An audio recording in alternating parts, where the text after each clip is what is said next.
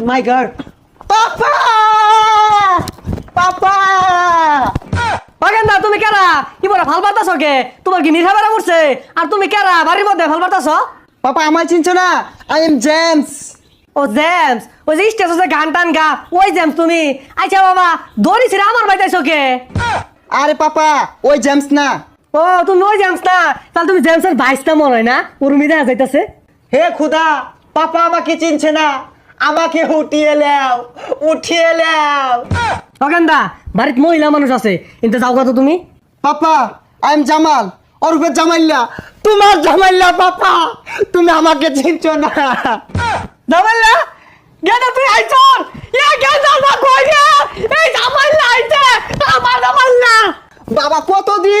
কতদিন দেখি না তোমায় লাভ ইউ পাপা বুঝলাম না গেন্দা গেল এল সাইজের ওই আইলো ডাবল এক্সেল গেন্দা তুই কোন মেশিন হিলছিলি গা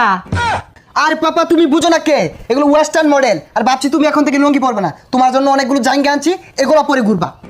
হই যা বেশাইছ থাকেন এগুলো কি কা জাঙ্গে বিন্দা মানুষ ঘুরে নাহি ও পাপা এগুলো কি বলছো তুমি জেমসের বাবা হয়ে লুঙ্গি পরে ঘুরো এটা মানায় না পাপা তুমি জাঙ্গা পরে ঘুরবা কেন স্টাইল বুঝো না পাপা গেন্দা এত স্টাইল মিস্টাইল বুঝি না বড় যায় এগুলো খুললা লঙ্গিটা বিন্দা খেটটা বেকা থইছি কটা কেচ্চা গুছা দিয়া গা কামলা হইতাছি না চুল কামে লেগাইছি হাতে আমি খেত লাগাইম না ঠ্যাঙ্গ মাদ আমি ফেক ভরাই না আমি তাহি বড় বড় ফেলাটো আমারও খেতো নামার লেগা